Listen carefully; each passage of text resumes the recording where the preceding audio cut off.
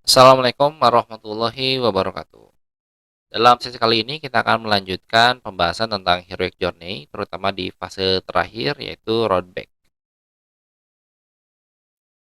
Eh, Framework yang akan kita bahas masih berupa framework monomid Heroic Journey yang dibikin oleh Joseph Campbell, dan kita tidak akan menggunakan yang 17 seksi ini karena banyak banget ya, yang stage-nya kita akan gunakan yang 12. Dan kita akan fokus kepada pembahasan part keempat yaitu rollback atau juga disebut dengan hero return, yaitu rollback, atonement, dan return. Ini biasanya udah masuk ke ending biasanya ya.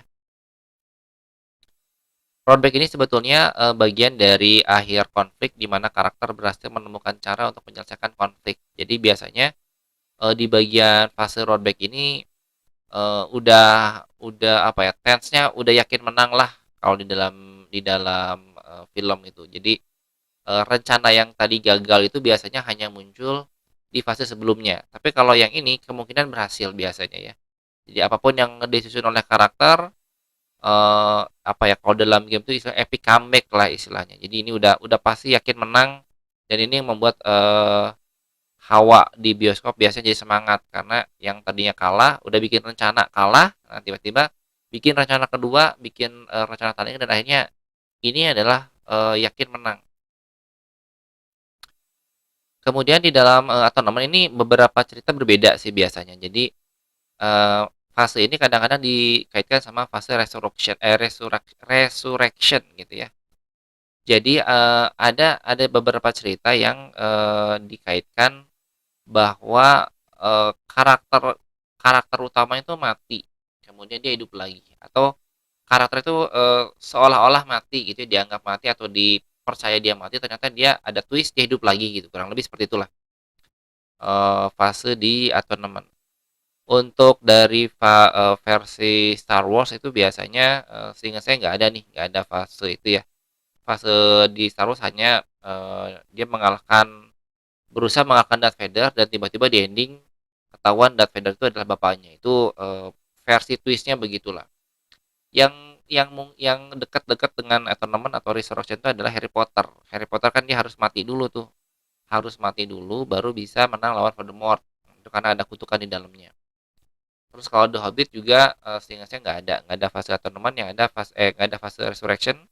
Ada yang tournament dia berhasil mengalahkan naga, dan itu pun dibantu sama temennya pakai panah ya. Jadi ini ya intinya fase ini bagaimana karakter player itu bisa berhasil mengalahkan si musuh terbesarnya, musuh terkuatnya. Biasanya ini puncak puncak klimaks dari game itu adalah ketika bos terkuat berhasil dikalahkan, dan biasanya setelah kita menang itu akan langsung dilanjutkan dengan cutscene biasanya.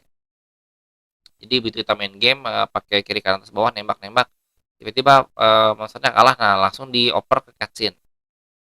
Ini supaya efek dramatisnya dapat. Terus di bagian itu ini adalah fase ending cerita, dan biasanya ini udah secara umum udah nggak terlalu rame. Ini hanya fase penutup aja. Biasanya kalau di dalam game kalau udah masuk fase return ya biasanya udah film tuh, udah cutscene, udah nggak ada lagi main game. Jadi kalau untuk yang game-game yang fully tradisional ya, polanya begitu dia main ngelawan monster, menang, terus ending begini itu biasanya langsung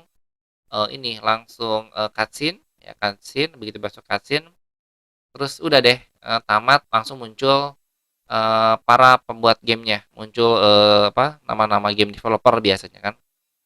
Nah, tapi kalau di open ended game itu biasanya ini nggak pernah ada nih. Karena ketika kita berhasil menang melawan si musuh terbesar ya udah menang aja. Udah gitu ini mungkin ada cutscene, ini ada sedikit, habis itu setelah cutscene selesai yang dimunculkan adalah gamenya lagi.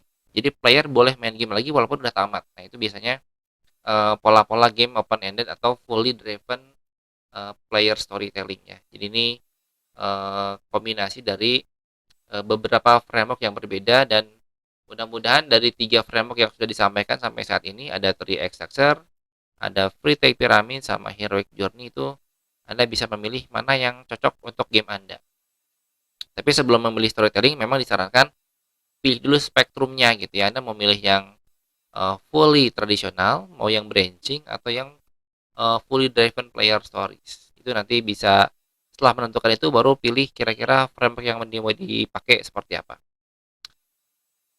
Baik, kira-kira itu dulu yang dapat saya sampaikan. Terima kasih banyak atas perhatiannya. Assalamualaikum warahmatullahi wabarakatuh.